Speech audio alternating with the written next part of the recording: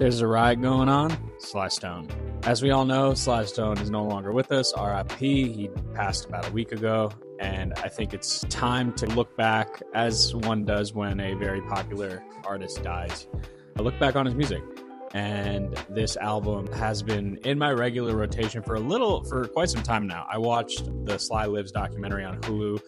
Shout out Questlove, absolutely fantastic documentary. And I got to learn a little bit more about Sly Stone, his impact on music and his impact on history. And ultimately, what I was able to gauge from that, it just speaks to how powerful music can be. And it speaks to how well Sly was regarded and revered amongst his contemporaries and amongst current artists as well. This album is a must listen, I think, for anybody, frankly, if you want to explore new music. But for funk, soul, R&B fans in particular, this is a priority listen. Based on what I saw in the documentary, Sly had a very happy image going into this time period, but then eventually things around him with the civil rights movement and what was going on in the country was too much for him to ignore, and this was his way of reacting to that and putting out something that resonated with people at the time. We all know Family Affair. That's the big single from the album. It is a perfect, in my opinion, a perfectly constructed funk song.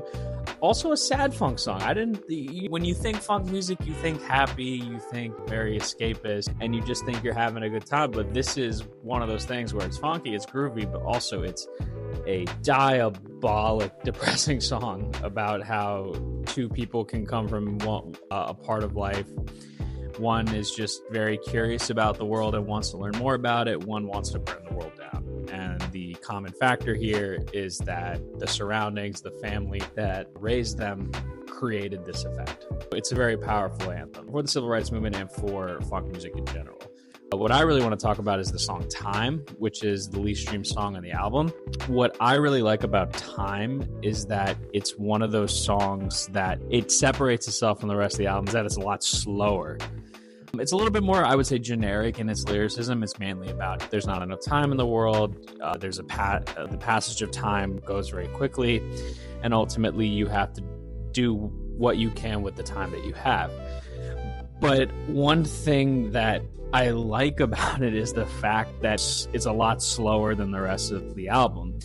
I always enjoy when on albums sometimes they throw a song in there that catches you off guard, because it's sort of like an update that you're paying. It's sort of a reminder to pay attention to what's going on.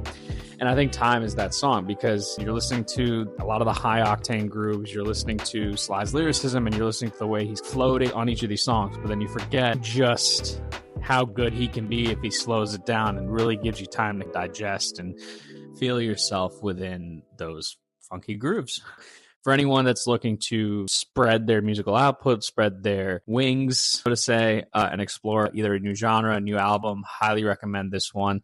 Again, RIP Sly. This is a iconic band. He will be missed amongst pretty much anyone that is a big music head, and I think that his legacy lives on through this album and the rest of his projects.